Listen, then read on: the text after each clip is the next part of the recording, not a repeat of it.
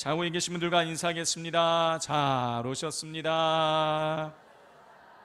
또 인사하겠습니다. 사랑합니다. 축복합니다. 또 선포하겠습니다. 예수님이 부활하셨습니다. 살아계셔서 당신과 함께하고 계십니다. 할렐루야. 지난주 우리는 하나님께서 가나안 땅 입성을 앞두고 있는 이스라엘 백성들에게 인구 조사를 하라고 이렇게 명하시는 것을 우리가 살펴보았습니다.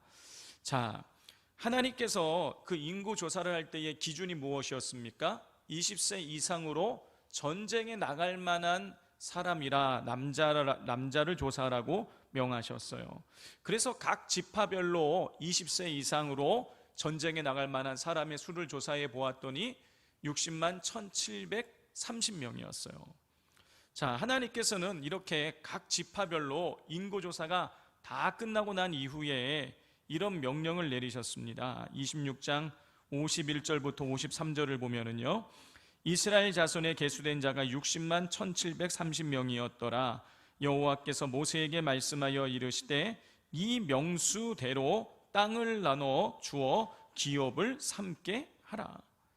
하나님께서는요, 인구가 계수된 대로 땅을 나눠주라고 말씀하셨어요. 그러니까 인구가 많은 지파에게는 많은 땅이 분배가 되고 인구가 작은 지파에게는 작은 땅이 분배가 되게 되는 것이죠. 그리고 하나님께서 또 한 가지 이 땅을 분배하는 원칙을 말씀하셨는데, 우리가 뒷부분을 읽어보면 나오지만 그 땅의 위치는 제비를 뽑으라 그랬습니다. 그러니까 가나안 땅의 땅을 분배받는 기준은 두 개였어요. 제비 뽑아서 땅의 위치를 정하는 것이고, 그리고 그 땅의 크기는 인구수 20세 이상으로 전쟁에 나갈 만한 남자의 수를 가지고 땅의 크기를 정하는 것이었습니다.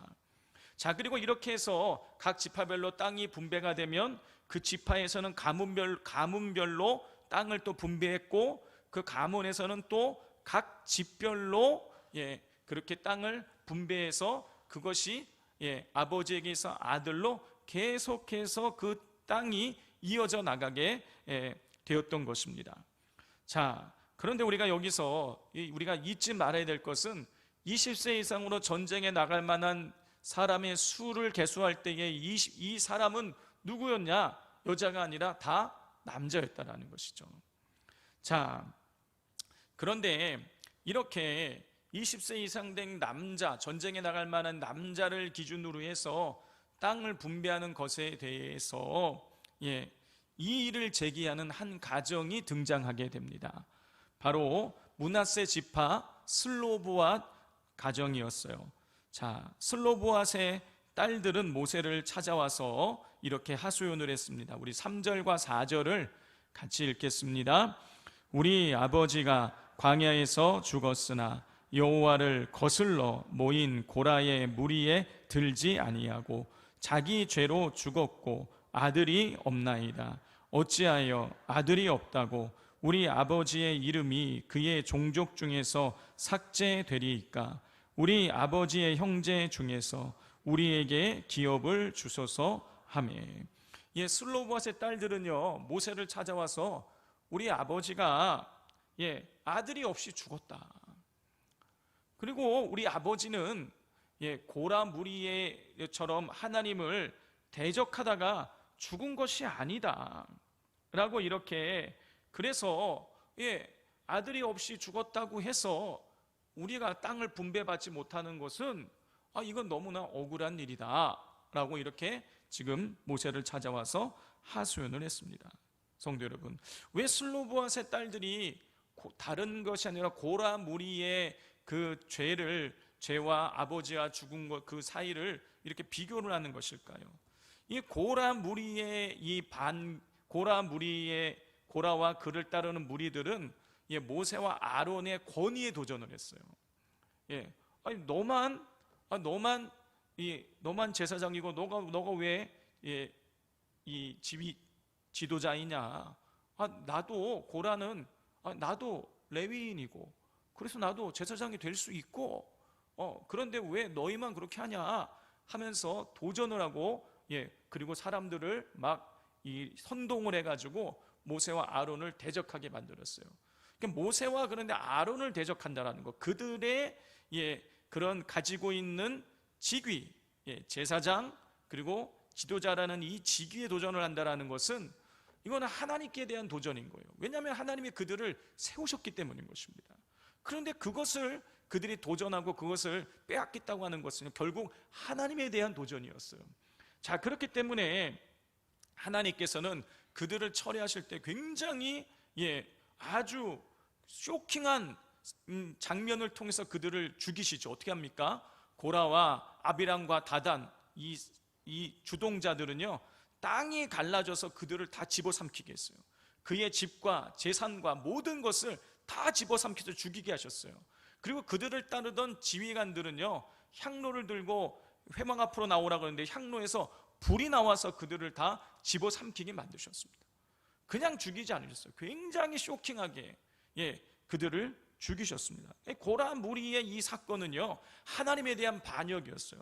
슬로봇의 딸들은 우리 아버지가 고라 무리의 사건으로 죽지 않았다, 우리가 하나님에 대해서 무슨 반기를 든 것도 아니고 그렇게 하나님 앞에서 큰 잘못도 없이 죽었는데 그냥 단지 그냥 아들이 없다는 그 이유 하나로 우리 집안이 아무런 땅을 분배받지 못하는 것은 이것은 너무나 억울한 일입니다 하면서 지금 모세를 찾아와서 하소연을 하고 있는 것이에요.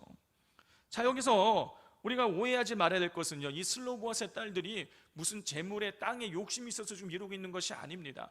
이대로 그냥 가나안 땅에 들어가면 자기들은요, 땅 한 평 받지 못해서 계속 떠돌이 신세를 해야 되는 거예요. 자기의 생존과 관련이 되어 있기 때문에 이렇게 찾아와서 하소연을 하고 있는 것이죠. 자, 이 하소연을 들었을 때에 모세는 이미 뭘 알고 있어요? 남자들에게만 땅을 분배해야 된다 라는 것을 하나님 앞에 이미 들은 상태예요. 자, 이런 상태에서 만약에 슬로보아스의 딸들이 지금 찾아와서 하소연을 하신다면은 어떻게 대답을 하시겠습니까? 어떻게 이 사건을 처리하시겠어요? 모세는 이렇게 했습니다. 5절 말씀 같이 읽겠습니다. 모세가 그 사연을 여호와께 아뢰리라. 모세는요, 슬로보아스의 딸들이 찾아와서 하소연을 할 때에 어떻게 했느냐? 하나님 앞에 기도했어요. 사실은요, 모세가 이야기할 수 있는 거예요.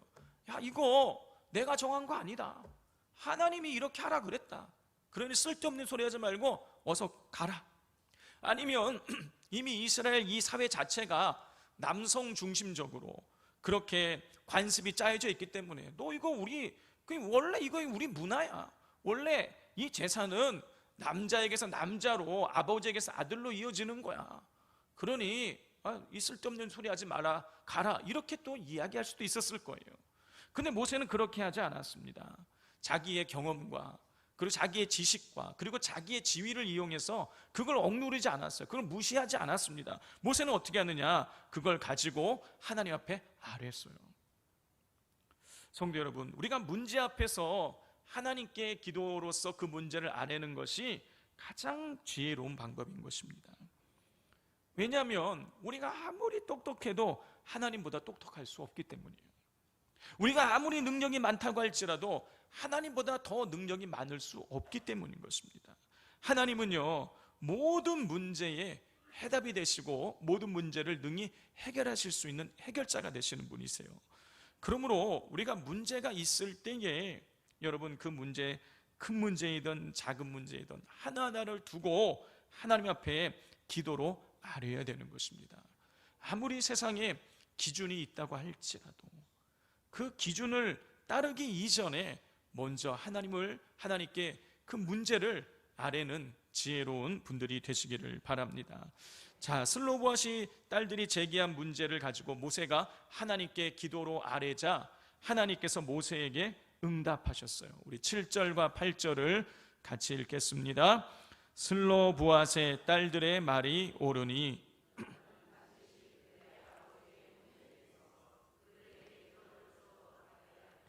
그들의 아버지의 기업을 그들에게로 돌릴지니라. 너는 이스라엘 자손에게 말하여 이르기를 사람이 죽고 아들이 없으면 그의 기업을 그의 딸들에게 돌릴 것이요. 성도 여러분, 하나님께서는 이미 말씀하셨어요. 20세 이상 된 전쟁에 나갈 만한 그 남자들에게 그 수에 맞춰서 땅을 분배하라고 하나님이 이미 기준을 제시하셨어요. 그런데 슬로보앗의 딸들의 그 사연을 들으시고 그들이 옳다, 슬로보앗의 딸들의 말이 옳다고 하시면서 아들이 없으면 딸들이 그 기업을 물려받을 수 있게 해 주셨습니다. 아들이 없는 경우에 딸들이 기업을 상속할 수 있도록 기준을 넓히신 거예요. 자, 이렇게 해서 슬로봇의 딸들이 이제 가나안 땅에서 자기들이 살 수 있는 땅을 분배받을 수 있게 된 것입니다. 여러분, 이 장면에서 우리가 아주 중요한 메시지를 얻을 수가 있어요. 그 첫 번째 메시지는 뭐냐면 하나님께서 우리의 형편과 처지를 헤아려 주신다는 것입니다. 하나님께서 스스로 세우신 기준을 바꾸시면서까지 여러분 슬로보앗의 딸들의 형편과 처지를 헤아려 주셨어요.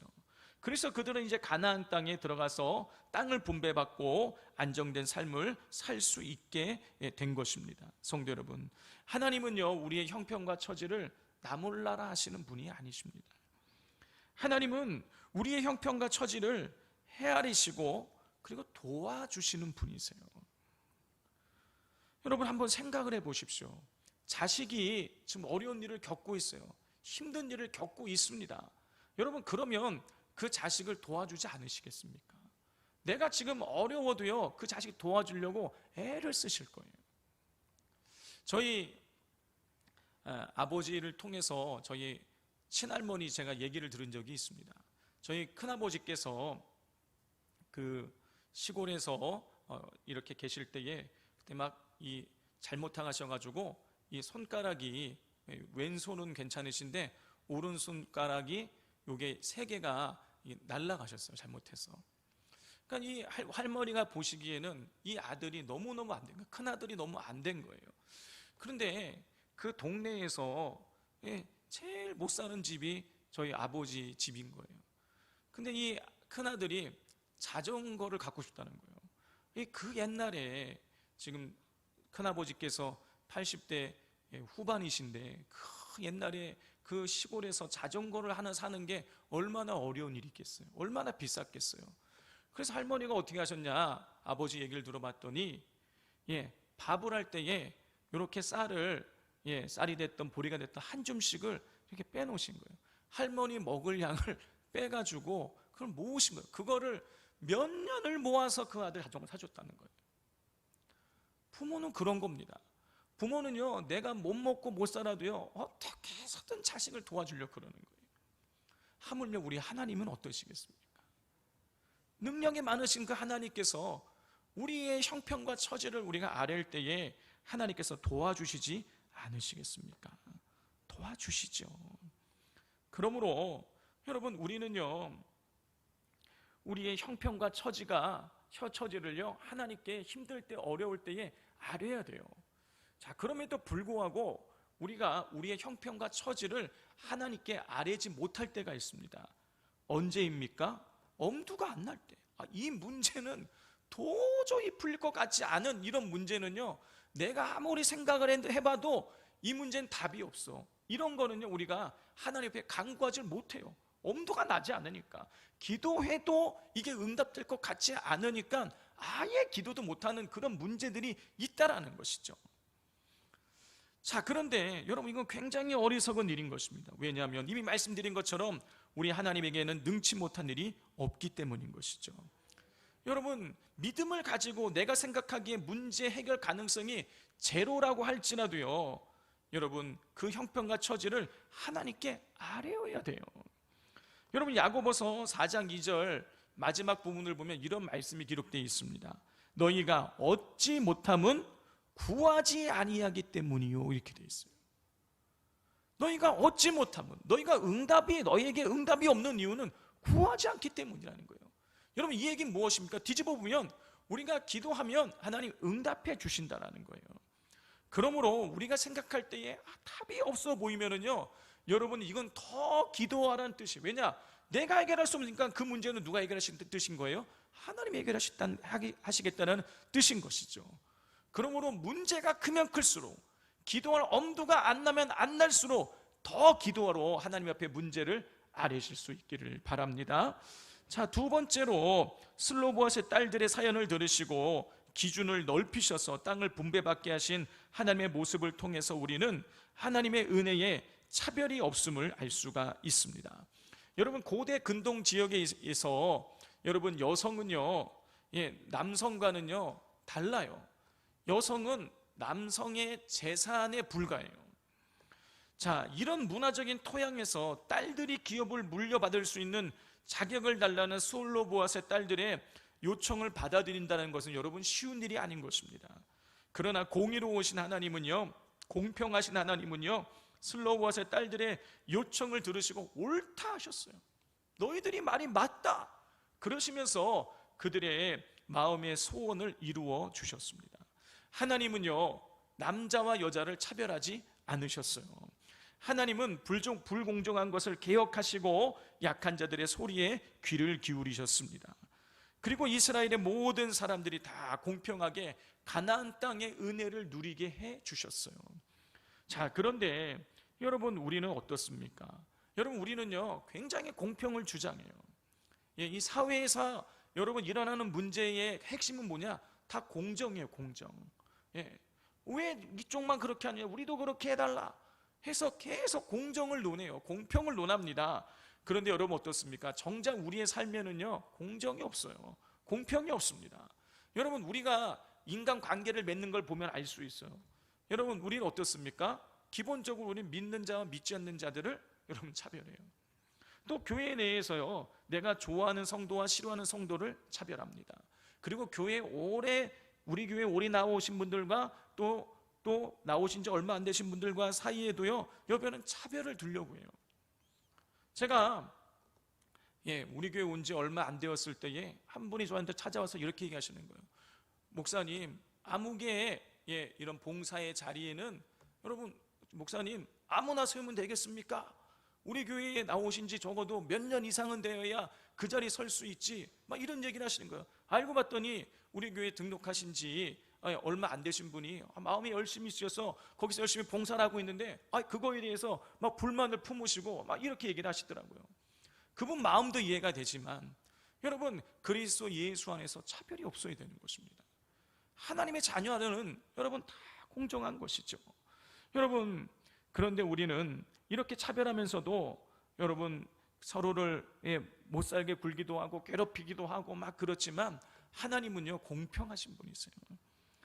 하나님은요 차별하는 것은요 하나님의 공평하신 하나님이 기뻐하시는 일이 아닌 것입니다. 그러므로 주 안에서 한 형제와 자매임을 기억하시면서 여러분 차별하지 마시고 서로 품고 사랑하는 삶을 살아가실 수 있기를 바랍니다. 자, 12절부터는 전혀 다른 내용이 나와요. 12절부터는요 이 모세의 후계자를 세우는 장면이 나옵니다. 12절을 보면 모세가 하나님께서 모세에게 아바림 산에 올라가서 가나안 땅을 바라보라 라고 이렇게 명령하세요. 아바림 산, 우리에게 이 귀에 익숙하지 않은 단어예요. 아바림 산. 자, 아바림 산은요 사실 산이라기보다는 산맥입니다. 산맥. 태백 산맥 이렇게 있잖아요. 태백 산맥. 여러분, 이 산맥에는 여러 산이 있죠. 이 여러 산 중에 하나가 뭐냐면 비스가 산이에요. 이 아바림 산맥의 여러 산들 중에 하나가 비스가 산인데, 이 비스가 산의 꼭대기, 이 봉우리, 우리 지리산 천왕봉, 맨 위에 지리산이지만 맨 위에 그 꼭대기를 천왕봉이라 부르잖아요. 이 비스가 산의 제일 꼭대기 이름이 뭐냐? 그게 느보예요. 느보. 그래서 우리는 이 비스가 산이라고 알기보다는 모세가 느보산에서 죽었다 이렇게 알고 있는데, 사실은 비스가 산 꼭대기 그 봉우리에서 모세가 죽었다라는 뜻인 거죠. 자, 하나님께서는요 그 비스가 산 그 꼭대기에서 저 건너편에 바라보이는 가나안 땅을 모세에게 바라보라고 말씀하셨어요. 그리고 13절을 보면 하나님께서 그 모세에게 말씀하시는 거예요. 너가 너의 형 아론처럼 이제 죽게 될 것이다. 자, 이 얘기는 무슨 뜻입니까? 가나안 땅 들어간다는 뜻이 못 들어간다는 뜻이에요? 못 들어간다 그런 뜻이에요. 자, 왜 모세를 하나님께서 가나안 땅에 못 들어가게 하시는 것일까요? 우리 14절을 같이 한번 읽겠습니다. 이는 신 광야에서 회중이 분쟁할 때에 너희가 내 명령을 거역하고 그 물가에서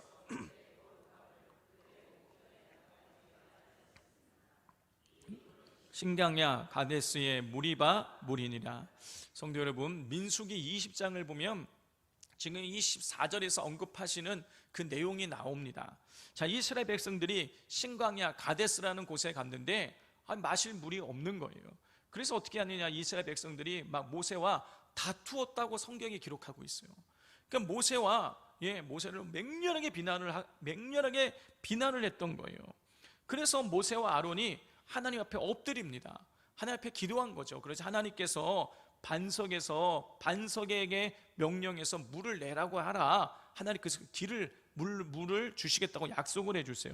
그런데 이때의 모세는 끊임없이 자기를 원망하는 백성들에게 혈기를 내면서 우리가 너희를 위하여 이 반석에서 물을 내랴 하면서 지팡이로 반석을 2번 쳐서 물이 나오게 하시는 거죠. 하나님께서는 이 모세의 이 일을 그냥 봐주지 않으셨어요. 이스라엘 백성에게 은혜를 베푸시는 하나님의 거룩함을 가리는 일이라고 생각을 하셨습니다. 그리고 그 혈기에 사로잡혀서 하나님의 거룩함을 가린 일로 인해서 모세가 가나안 땅에 들어가지 못하게 만드신 거예요. 성도 여러분, 모세는요 광야에서 40년간 이스라엘 백성을 인도했습니다. 우리 식으로 표현을 해보자면 40년간 뼈골 빠지게 일한 거예요. 그런데 그렇게 끊임없이 원망하고 불평하는 이스라엘 백성들과 함께 여러분 40년 세월을 보낸다는 게 여러분 이게 쉬운 게 아니에요. 제가 부목사 시절에 교회 학교 아이들 33명을 데리고 유럽을 간 적이 있습니다. 이 33명을 데리고 제가 유럽에 가서 유럽의 이탈리아에 제가 딱 도착하는 순간 일정이 14박 15일 일정이었는데 도착하는 날부터 저는 세기 시작했어요. 언제 집에 가는지. 너무너무 힘든 거예요. 이 33명을 제가 통솔해서 남들은 막 다른 목사님들이 유럽 가서 좋겠다고 막 그러는데 저는 14박 15일이 지옥인 거예요. 지옥. 이 아이들 하나하나를 막 자고 있는 애들 깨우고 챙기고 밥 먹이고 버스 태우고 인원 점검하고 이게요 보통 어려운 일이 아닌 거예요. 정말 죽겠더라고요. 근데 모세는요 33명이 아니라 여러분 33만 명도 아니고요, 여러분 적어도 200만 명인 거예요.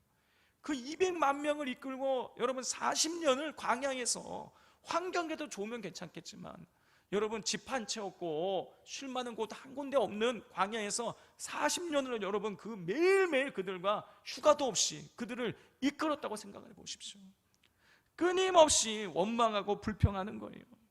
또 아말렉을 비롯한 여러 민족과 전쟁도 해야 됐습니다. 또 가나안 정탐 사건 때문에, 고라 무리의 반역 사건 때문에, 또 불뱀 사건 때문에 여러분 이스라엘 백성들이 불순종으로 해서 수없는 사람들이 죽어나가서 모세가 더 이상 이들을 살려달라고, 죽이지 말아달라고 또 모세는 간절하게 하나님 앞에 몇 번을 또 그렇게 기도해야 됐어요.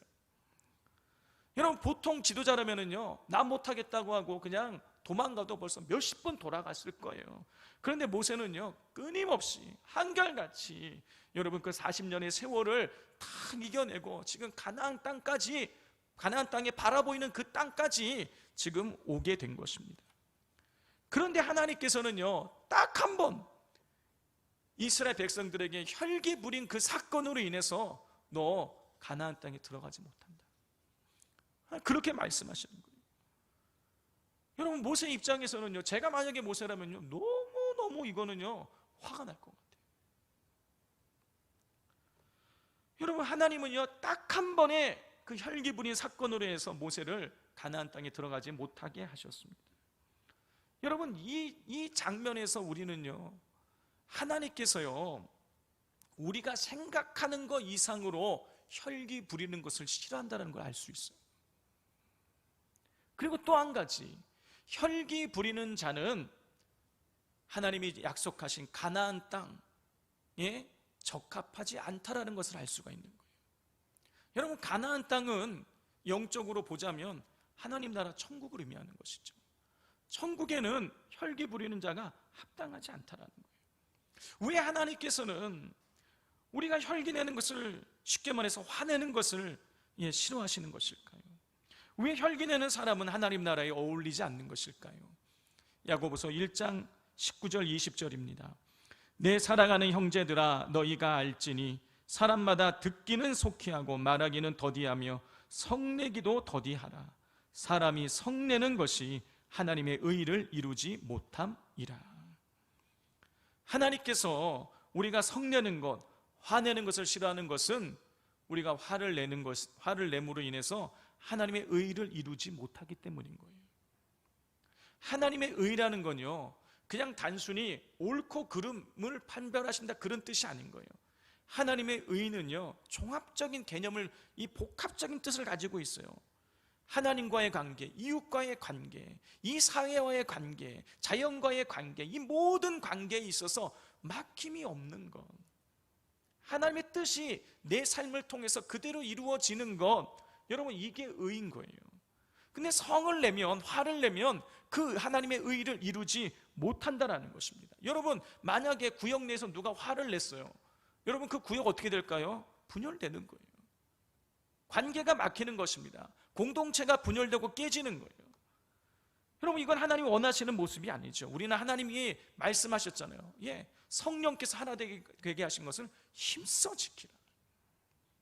그렇기 때문에 하나님께서는요, 하나님 나라, 하나님 백성들이 모여 사는 그 천국에는요, 그 화내는 사람 들어가지 못하게, 어울리지 않게 하신 것이죠. 여러분, 그러므로 여러분 늘 우리는요, 우리의 이 마음을 잘 살펴야 되는 것입니다. 우리가 우리의 마음이 온유해지도록 늘 기도하실 수 있기를 바랍니다. 자, 이렇게 모세는 가데스에서 혈기낸 일로 인해서 약속의 땅인 가나안 땅에 들어가지 못하게 되었습니다. 모세 입장에서는 딱 한 번 혈기 부린 사건 때문에 40년간 고생했지만 가나안 땅을 들어가지 못한다는 것은 너무나 가혹한 처사일 수 있겠지만, 모세는 전혀 섭섭해하지 않았습니다. 그리고 모세는요, 하나님의 뜻을 담담히 받아들였어요. 그리고 이렇게 기도를 드렸습니다. 우리 15절부터 17절을 같이 한 절씩 교독하겠습니다. 모세가 여호와께 여짜와 이르되,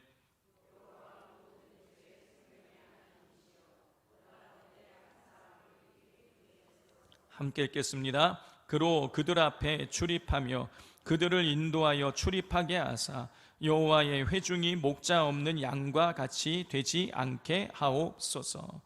모세는요, 가나안 땅에 들어가지 못한다는 말씀을 듣고 바로 자기를 이어서 이스라엘 백성을 인도해낼 사람을 하나님이 세워달라고 이렇게 요청을 드렸습니다. 여러분, 이 모세의 모습 속에서 우리 성도의 삶이 어떠해야 되는지를 우리가 발견할 수가 있어요. 여러분, 그것은요, 성도의 삶에 있어서 여러분 중요한 것은 뭐냐? 목적지에 도달하는 것보다 더 중요한 게 있다는 거예요. 그건 무엇이냐면 하나님과 동행하며 하나님께 순종하는 것이라는 거죠. 여러분, 그런데 우리는 어떻습니까? 목적지에 도달하는 것을 중요하게 여겨요. 목적지에 도달하는 것이 여러분 우리 인생에 여러분 그게 기도의 제목이고 그게 우리의 관심사죠. 그런데 하나님이 중요하게 여기시는 것은 우리가 목적지에 도달했냐, 그 일을 이루었냐, 성취했냐, 이것보다 더 중요하게 여기시는 것은 여러분 우리가 하나님의 말씀에 순종하는 것이라는 것이죠. 그러므로 우리가 아무리 목적지에 코앞에 있다고 할지라도 여러분 하나님께서 멈추어 서라고 하시면 여러분 우리는 멈추어 설 수 있어야 되는 것이죠. 제가 언젠가 유기성 목사님 그 말씀을 한번 드린 적이 있습니다. 유기성 목사님께서 지금은 안 그렇지만 옛날에는요, 신학대학만 졸업을 해도 목사 안수를 받을 수 있었어요. 유기성 목사님은 신학대학만 졸업을 하고 목사 안수를 받고 군목이 되셨습니다. 그러니까 일찍 목회자가 되신 거예요. 그런데 다른 친구들은 대학원에 진학을 해서 석사학위를 받고 그리고 목회자가 된 것이죠. 그래서 이 유기성 목사님은 늘 자기의 이 학력에 대해서 늘 보이지 않는 컴플렉스가 있었다는 거예요. 그래서 이제 대학원 공부를 해야겠다고 마음을 먹고 부목사 시절에 열심히 이 석사학위 공부를 했다라는 것이죠. 저도 부목사 시절에 이 석사, 박사 이 공부를 했기 때문에 이게 월요일 날 학교 와서 공부하고 과제 만들고 이러는 게 얼마나 힘들지 않아요. 목사님도 열심히 월요일 날 학교 가고 주중에 과제 만들고 이렇게 해서 이제 그 코스웍 과정, 학교 가서 수업 듣는 과정을 2년 동안 다 마치신 거예요. 이제 그 과정을 마치면 자기가 집에서 논문을 써가지고 제출하기만 하면 되는 겁니다. 근데 이 2년 과정을, 학교 다니는 과정을 다 마쳤는데 하나님께서 어느 날 말씀하시는 거예요. 얘야, 너 그 학위 나 줄 수 있겠냐? 무슨 얘기냐면 그 학위 포기하라는 거예요. 하나님 그거 포기하라는 거예요. 근데 목사님은요, 내가 지금 이걸 못하게 하실 거면 진작 못하게 하시지. 이거 지금 코스웍 다 마치고 이제 학교도 가지 않아도 되는 이 상황에서 이 학위를 포기하라니 너무너무 마음이 막 힘든 거예요. 그래서 너무너무 마음이 괴로운 나머지 막 열이 펄펄 나가지고 금요 기도회도 못 가고 집에서 열이 펄펄 나서 집에서 막 알아 누워 있는데 하나님 앞에 결단을 했다라는 것이죠. 하나님, 제가 이거 포기하겠습니다. 그리고 학교 가서 자퇴서를 냈다는 거예요. 자퇴하면은요 복적이 안 됩니다. 복적이 안 돼요. 학교에서 말려들어. 아니 지금 2년 동안 이제 마치고 논문만 쓰면 되는데 왜 학교를 자퇴를 하냐고. 그냥 휴학하라고 휴학. 학교에서 막 만류하는데 자퇴하셨다라는 거예요. 왜냐? 하나님 그렇게 원하시니까.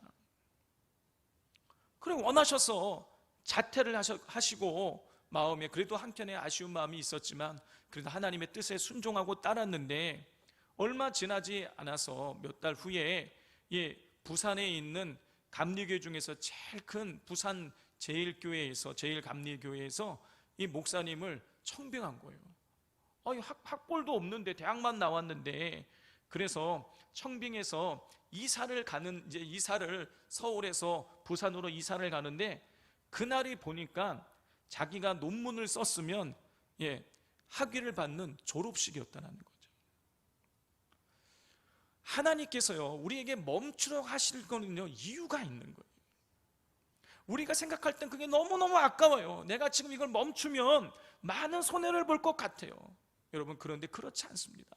하나님께서 우리에게 멈추라 해서 멈추는 것이 우리에게 득이 되기 때문에 하나님께서 멈추라고 하시는 것입니다. 성도의 삶에 있어서 목적을 이루는 것보다 더 중요한 것은 뭐냐? 순종이라는 사실을 잊지 마시기를 바랍니다. 마지막으로 이 자신에 대해서 대신해서 이스라엘을 이끌 세울 사람을 모세가 그렇게 세워달라고 기도하자 하나님께서 여호수아를 지도자로 세우라고 명하십니다. 그 내용이 18절 이후에 쭉 나오는 거예요. 자, 그런데 하나님께서 그 많고 많은 이스라엘 백성들, 그 남자 20세 이상으로 전쟁에 나갈 만한 남자의 수만 해도 60만 명이 넘는데 왜 그 중에서 왜 여호수아를 모세의 후계자로 택하신 것일까요? 우리 18절 말씀 같이 읽겠습니다. 여호와께서 모세에게 이르시되 눈의 아들 여호수아는 그 안에 영이 머무는 자니 너는 데려다가 그에게 안수하고. 여호수아가 모세를 대신해서 후계자가 될 수 있었던 이유는 뭐냐면 그 여호수아 안에 하나님의 영이 거하고 있었기 때문인 거예요. 하나님께서는 육체적인 힘, 지적인 능력 등 사람들이 중요하게 여기는 기준이 아니라 하나님의 영이 머무는지 그 영적 기준으로 여호수아를 택하여 세우셨습니다. 하나님은 사람이 가진 개인적인 자질이 아니라 하나님과의 그런 동행의 여부를 가지고 여호수아를 택하셨어요. 성도 여러분, 하나님께서는요 똑똑한 사람, 잘난 사람, 능력이 있는 사람이 아니라 하나님의 영이 머무는 사람을 들어 사용하십니다. 그러므로 날마다 우리 주님과 동행하는 삶, 주님 앞에 순종하고 주님과 동행하는 삶을 사셔서 하나님의 영이 내 안에 머무는 삶을 사셔서 하나님 앞에 정말 남은 인생 멋지게 쓰임받게 되시기를 주님의 이름으로 축복을 드립니다.